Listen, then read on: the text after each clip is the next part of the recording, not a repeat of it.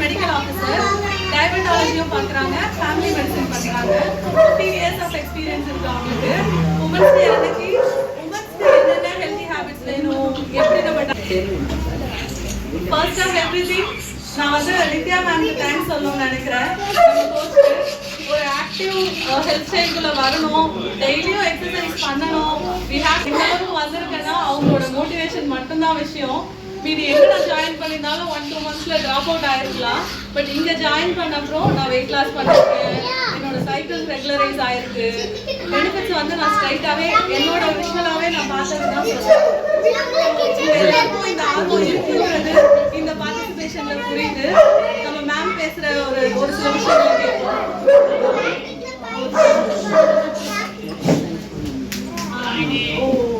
Okay, happy women's day. பெண்கள் நம் நாட்டின் கண்கள், சரிங்களா?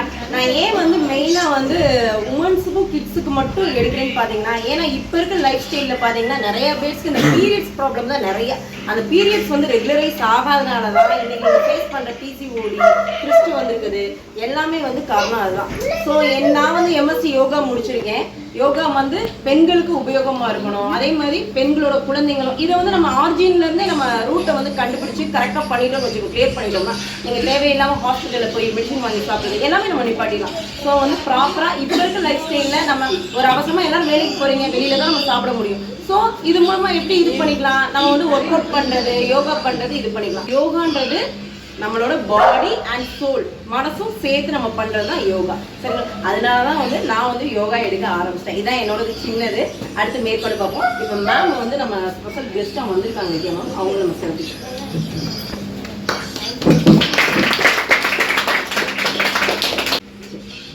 மேம் நித்யா மேமோட ஸ்பீச்சை கேட்கலாம்.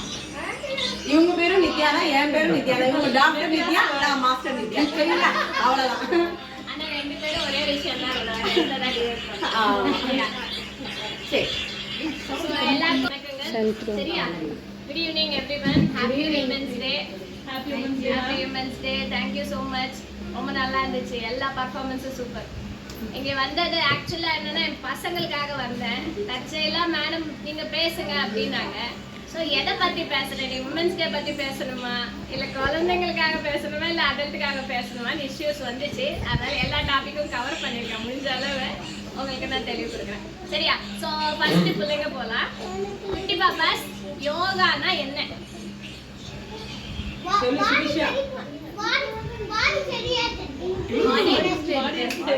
பாடி சரியாக்குறது. எப்படி பாடியை ஸ்டடி பண்றோம்? வளைஞ்சி நெளிஞ்சு ஆசனம் பண்ணி பண்றோமா? எஸ்ஸா? அப்போ வளைவு நெளிவுனா பாடி ஈஸியா ஸ்ட்ரெச் ஆகுதா? ரைட்.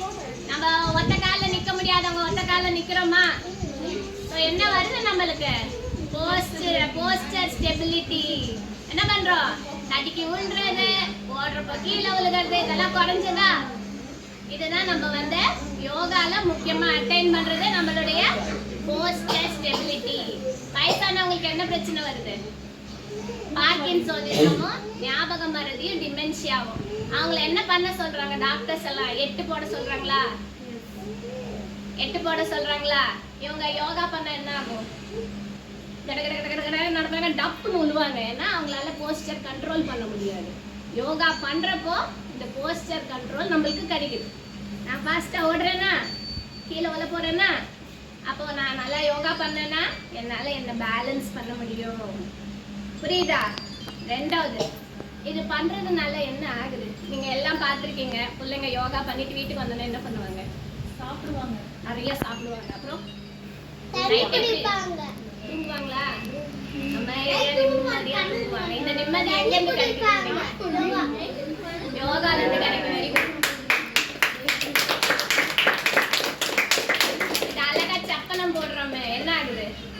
சப்பன கால் போடுறப்ப என்ன ஆகுது? நம்ம மூட்டு பக்கத்துல இருக்க 2 ஸ்டொமக் பாயிண்ட் ஸ்டிமுலேட் ஆகுது. பசி தூண்டு.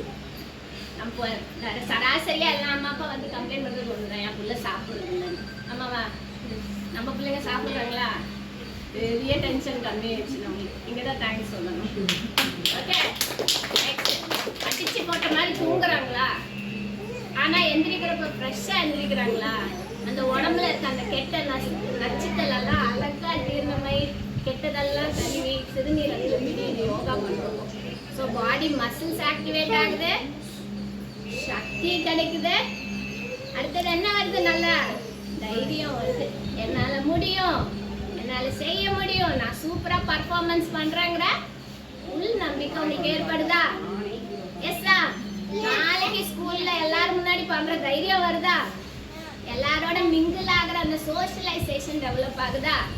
இது வந்து என்ன ஆகுது? இப்போ நம்ம சராசரியா ஒரு 2 பேர்கிட்ட பேசுறோம்னா நம்ம மனசு விட்டு பேசுறப்ப நம்மளுக்கு அந்த டென்ஷன் குறையும். இங்க என்ன பண்றோம்?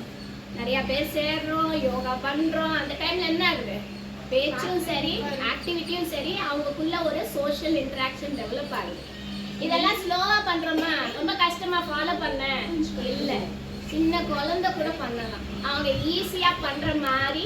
இங்க என்ன பண்றோம்? எக்ஸசைஸ்க்கும் யோகாக்கும் என்ன வித்தியாசம் ஏதாவது தெரியுமா? எக்ஸசைஸ் பண்ணா என்ன பண்ணுவோம், யோகா பண்ணா என்ன பண்ணுவோம்? எக்ஸசைஸ் எப்படி பண்றோம், யோகா எப்படி வித்தியாசம்? யோகாவும் எக்ஸசைஸ் எப்படி வித்தியாசம்? சொல்லுங்க.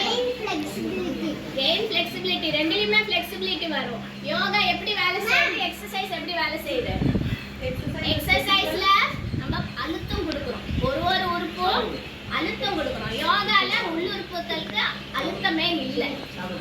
சொல்லப்படி நம்ம வெயிட்ட வச்சு செய்யறது தான் யோகா, அங்க நம்ம சக்தியை வச்சு பண்றது தான் எக்ஸசைஸ். ரெண்டுக்கும் வித்தியாசம் இருக்கு. புரியுதா? வெயிட்ட தூக்குறேன்னா என்ன பண்றேன்? சக்தி எல்லாம் போட்டு தூக்குறேன். ஆனா யோகால என்ன பண்றேன்? சக்தி போடாம என் உடல் வெயிட்ட வச்சு நான் தூக்குறேன். எப்படி பண்றோம்? ஸ்லோவா நிதானமா பண்றோம். அப்ப என்ன நடக்குது? ஆமா செய்யறாங்க. சரி என்ன பண்ணலாம் நம்ம யோகால எதுக்கு நம்ம பண்றோம்? யோகா நம்ம எதுக்கு பண்றோம்? என்னென்ன விஷயங்களுக்கு பெட்டர்னு நினைக்கிறீங்க யோகா? புரியல. Lung very good. நம்ம பிராணாயாமம் பண்றோம், என்ன பண்றோம்?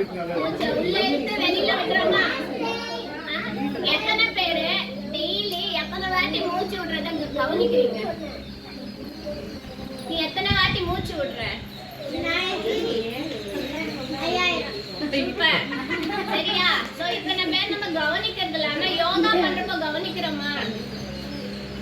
கட்டாயம் நம்ம உள் மூச்சு வெளி மூச்சு எல்லாத்தையும் கவனிக்கிறோம். யோகா பண்றப்போ கண்ணை மூடுறப்போ உங்களுக்கு என்ன தோணுது? இயற்கையோட இணையறது, இயற்கையில கேட்கிற எல்லா சத்தம், துணை சத்தம், நாய் சத்தம், காற்றடிக்கிறது, காற்று போறது எல்லாத்தையும் கவனிக்கிறோமா? இது வந்து இயற்கையோட இணைஞ்சி நம்ம உடல் உறுப்புகளும் மனசும் சேர்ந்து அதை கவனிக்கிறது, அந்த யூனியனை தான் நம்ம யோகாங்கிறோம். ஒன்று இணைக்கிறது தான் யோகா. சரியா? நம்ம யோகா பண்ணா எப்படி இருக்கும்? ஃப்ரெஷ்ஷா இருப்போமா? ஆக்டிவா இருப்போமா? துரு துரு துருன்னு இருப்போமா? யோகா பண்ணிட்டு எல்லாரும் படிக்க போனீங்களே, எப்படி இருந்துச்சு உங்க படிப்பு? கான்சென்ட்ரேஷன் நல்லா இருக்கா? இதெல்லாம் அந்த யோகா உங்களுக்கு பண்ணுது. மன அமைதி, மன நிம்மதி, நம்ம கான்சென்ட்ரேஷன் அதிகப்படுத்துது, நம்ம கவனத்தை அதிகப்படுத்துது, நம்ம செய்யற செயலை இன்னும் மேம்படுத்துது. இதெல்லாமே நம்ம யோகா பண்றது. பொதுவா பெண்கள் வயசான என்ன ஆகும்? டிப்ரெஷன், அதாவது உங்களுடைய இது ஸ்ட்ரெஸ் லெவலும் அதிகமாகும், உங்களுடைய டிப்ரெஷனும் அதிகமாகும். மெயினா இந்த மென்சஸ் நிற்கிற காலத்துல உங்களுக்கு இந்த சிம்டம்ஸ் எல்லாம் இருக்கும். நீங்க எக்ஸசைஸ் பண்ணாலும் சரி, யோகா பண்ணாலும் சரி, இந்த சிம்டம்ஸ் எல்லாம் அப்படியே போகும். PMSன்னு வாங்க, போஸ்ட் மெனோபாசல் சிம்டம்ஸ்னு. அந்த கட்டத்துல இந்த யோகா வந்து நிறைய சிம்டம்ஸை குறைக்குதுன்னு சொல்லிட்டு ஆராய்ச்சியும் சொல்லுது. புரியுதா? அடுத்தது பாத்தீங்கன்னா மாதவிடாய் கோளாறுகள், மேடம் சொன்ன மாதிரி ஹார்மோன் இம்பேலன்ஸ். இப்போ பாத்தீங்கன்னா இப்போ வந்து ஒரு விஷயம் என்னன்னா, எல்லா நாள்பட்ட நோய்களுக்கு காரணமே ஹார்மோன் இம்பேலன்ஸ் தான் வருது. ஒரு செட் ஆஃப் சயின்டிஸ்ட் வந்து ஹார்மோன் இம்பேலன்ஸ் தான் இதுக்கு காரணங்கிறாங்க. ஸோ இப்போ நான் சக்கரை வியாதி அது மாதிரி ஆளுங்களை பார்க்குறப்போ நாங்கள் 5 விஷயம் சொல்லுவோம். ஒன்று வந்து டயட்டு, ஒன்று வந்து மாத்திரை, ஒன்று வந்து ரெகுலர் டெஸ்ட்டு, ஒன்று வந்து என்ன செக்கப்ஸு, இன்னொன்று வந்து மன நிம்மதி அமைதி. ஏன் அப்படின்னு பார்த்தீங்கன்னா நம்ம ஸ்ட்ரெஸ் ஹார்மோன்ஸ் எல்லாமே ஆன்டி இன்சுலின், இன்சுலின் தான் சுகருக்கு காரணம், இன்சுலின் பற்றாக்குறை தான் காரணம். அந்த மாதிரி இருக்கும் மற்ற எல்லா ஹார்மோன்ஸுமே டயபெட்டிஸை தூண்டிக்கும். ஸோ நம்ம என்ன பண்ணுறோம்? அமைதியாக இருந்தால் இன்சுலின் செக்ரீஷன் நல்லா இருக்கும். அமைதி இல்லாமல் ஸ்ட்ரெஸ்ஃபுல் லைஃப்பில் இருக்கப்போ நம்மளுடைய எல்லா ஹார்மோன்ஸும் அதிகப்படுத்தி நம்ம சக்கரை வியாதிக்கு ஒரு காலம். புரியுதா? சக்கரை மட்டும் இல்லை, ப்ரெஷரு, ஹார்ட் அட்டாக்கு, ஸ்ட்ரோக்கு எல்லாத்துக்குமே முக்கியமான அடிப்படை காரணமே உங்கள் ஹார்மோன் இம்பேலன்ஸ் தான். எப்போ நம்ம மனசை நிலநடத்தி இந்த மாதிரி யோகா, இந்த மாதிரி மெடிடேஷன் பண்ணுறப்போ நம்ம ஹார்மோன் சீராகுது. பின்னாடி வர நாள்பட்ட வியாதியை நம்ம வந்து வராமையும் செய்யலாம், வராமையும் தவிர்க்கலாம். வந்திருந்தா அதோடைய வீரியம், அதாவது அதனால ஏற்படக்கூடிய கெட்ட விளைவுகளை குறைக்கலாம். ஸோ ஒரு ஆர்த்தரைட்டிஸாக இருக்கட்டும், மூட்டுவாதம், இல்லை என்ன ஸ்பைனல் கார்டு இஷ்யூஸு, அஜீர்ண கோளாறு, நாள்பட்ட தலைவலி, மொத்த தலைவலி, கான்சென்ட்ரேஷன் ஹெட்டேக்கு, இந்த மாதிரி நிறைய விஷயங்களை வந்து யோகா பண்ண பண்ண அதோடைய பலன்கள் அதிகம். இந்த பிரச்சனையிலேருந்து நல்லாவே தீர்வு காக்கலாம். மைக்ரேனால இந்த ஒத்த தலைவலியெல்லாம் ட்ரிகர் பார்த்தீங்கன்னாவே ஸ்ட்ரெஸ் தான், மேக்ஸிமம் ஸ்ட்ரெஸ் தான். அந்த ஸ்ட்ரெஸ் லெவலை நீங்கள் குறைக்கிற மாதிரி மூச்சு பயிற்சியோ மன அமைதி ஆகிற விஷயங்களை செய்யறப்பவே உங்களுக்கு அடிக்கடி வரக்கூடிய ஒத்த தலைவலி குறையும். அஜீர்ண கோளாறுகள் ஏன் வருதுன்னு நினைக்கிறீங்க? 7 to 9 மணி வந்து உங்களுடைய இரைப்பை நேரம், ஸ்டொமக் டைம். அந்த 7 to 9 நீங்க 7 to 9 வந்து இரைப்பை நேரம். இந்த நேரத்துல சாப்பிட்டீங்கன்னா கல்ல கூட கரைக்குமா வயிறு. அவ்வளோ ஜீரண சக்தி வந்து அந்த 7 to 9ல இருக்கு. யார் இந்த 9 to 11 சாப்பிட்றாங்களோ அவங்க பிற்காலத்துல அதே ட்ரெண்டை ஃபாலோ பண்ணாங்கன்னா நாள்பட்ட வியாதிகளுக்கு அவங்க இதாகிறாங்க. அது வந்து நம்மளுடைய மண்ணீரலோட டைம். சொல்லப்படுதா? மண்ணீரல சுத்தகரிச்சு அந்த சாப்பாடோட எனர்ஜியை பிரிச்சு எல்லாத்துக்கும் இரைப்பை வந்து அந்த டைஜஸ்ட் பண்ணும். ஸோ இறைப்பை நேரத்துல சாப்பாடு போடாம மண்ணீரல் டைம்ல நீங்க சாப்பாடு போடுறப்போ உங்க டைஜஷன் சரியா இருக்காது. இந்த ஆட்கள் பாத்தீங்கன்னா நேரா வயிறு உபசம், அஜீரண கோளாறு, வெயிட் போடுறது, பருமன் ஏறுறது, இந்த மாதிரி சொல்ல புரியுதா?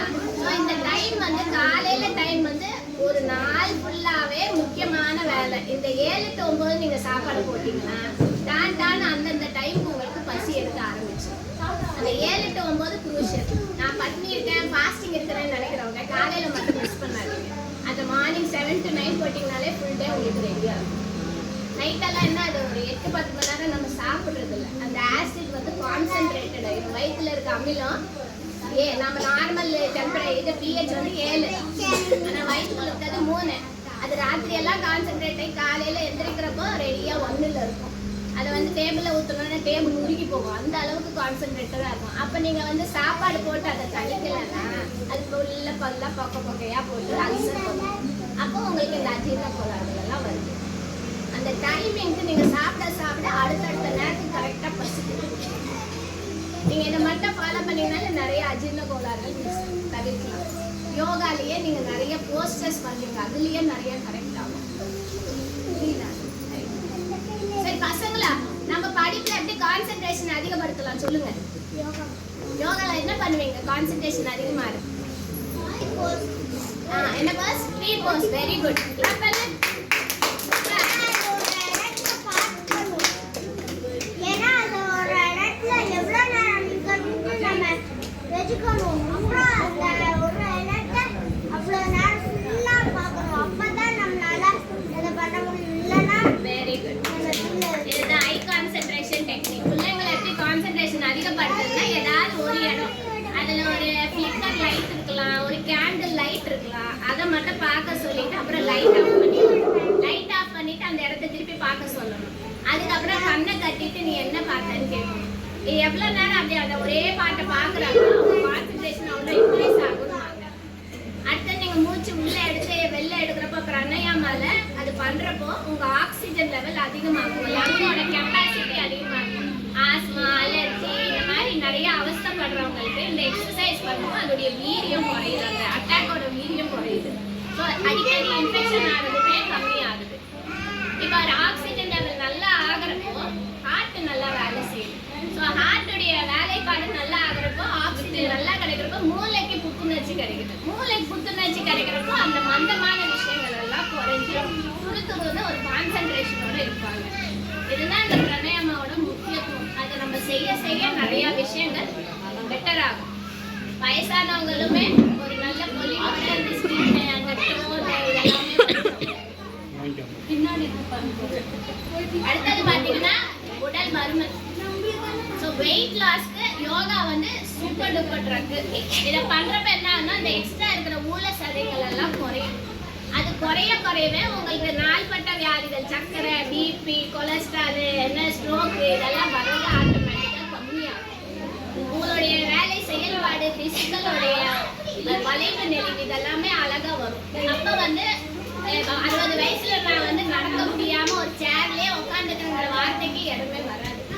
நீங்க எவ்வளோ 40 வயசுல இருக்கீங்களோ 60 வயசுல உங்க உடம்பு அப்படி இயங்குவாங்க. அதுதான் லேட்டஸ்ட் ரிசர்ச். 40 வயசுல நீங்க எவ்வளோ நட போடுறீங்க, எவ்வளோ எக்ஸசைஸ் பண்றீங்களோ 60ல அந்த மாதிரி இருப்பீங்கன்னு. ஸோ 40 நம்ம செடன்ட்ரியா வீட்டிலேயே இருக்கோம், எக்ஸசைஸ் பண்ணல, வேலை செய்யலைன்னா 60ல கட்டாயமா நீங்க நிறைய ஆர்த்தரைட்டிஸ் அந்த மாதிரி பிரச்சனைகளை நேரிடும். ஸோ இப்போ பிள்ளைங்களா யோகா செய்யறோம்னா ஃபுல் ஸ்டமக்ல வரலாமா? வந்தா என்ன ஆகும்? என்ன ஆகும்? யோகி சொல்லு என்ன ஆகும்? எப்படி வர சொல்லுவோம் கிளாஸ்க்கு? யோகா கிளாஸ்க்கு சாப்பிட வரணுமா சாப்பிட வரணுமா சொல்லு. மேம்கிட்ட சொல்லுங்க. சாப்பிட்டு வந்தா என்ன ஆகும்?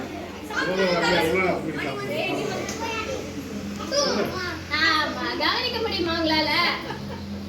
இல்ல. நம்ம அம்மா அப்பா வெறும் சாப்பாடு மட்டும் மேல அவங்களுக்கு கூட செய்ய வேண்டிய ஒரு விஷயங்கள் இருக்கு. யோகா பண்றப்போ அது ஒரு புனிதமான மாதிரி புனிதத்துக்கு இடம் கொடுக்கணும். ஸோ நல்ல விஷயங்களை சொல்லி கொடுக்கறது, நல்ல விஷயங்களை அவங்களுக்கு செயல்படுத்துறது, பொய் சொல்லாம இருக்கிறது, தீங்கு செய்யாம இருக்கிறது, இதெல்லாம் செய்யறப்போ இந்த விஷயங்களை அவங்க ஃபாலோ பண்றப்போ யோகா வந்து இன்னும் ஒரு நல்ல மகத்துவமான சயின்ஸா மாறும்.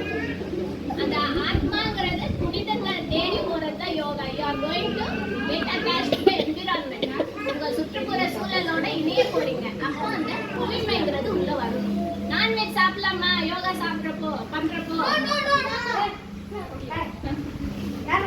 There is never a no.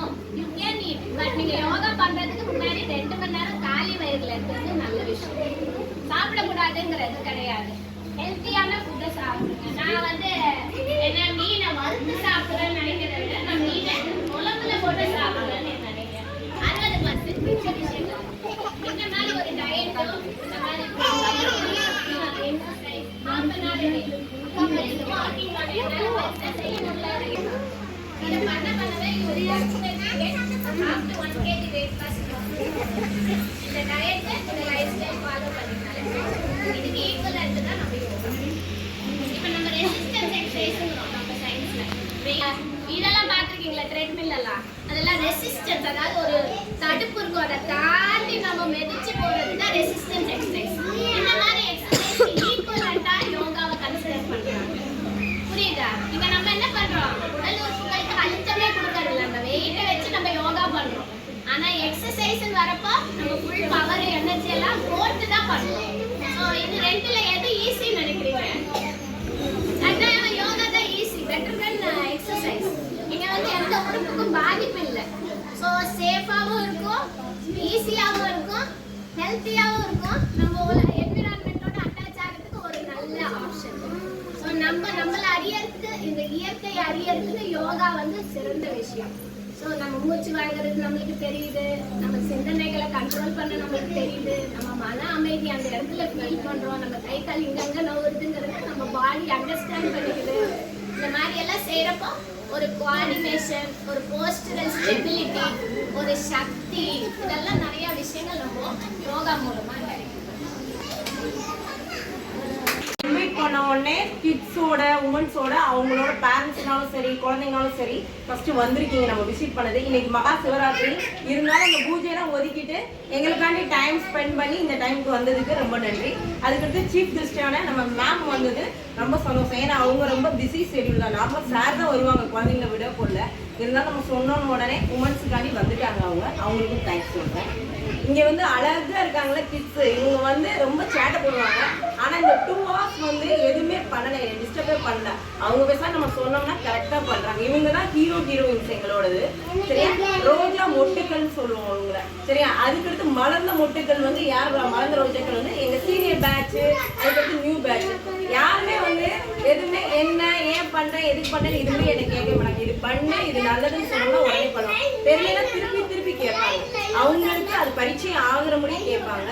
So அந்தளவுக்கு ரொம்ப ரொம்ப நல்ல ஸ்டூடெண்ட்ஸ்.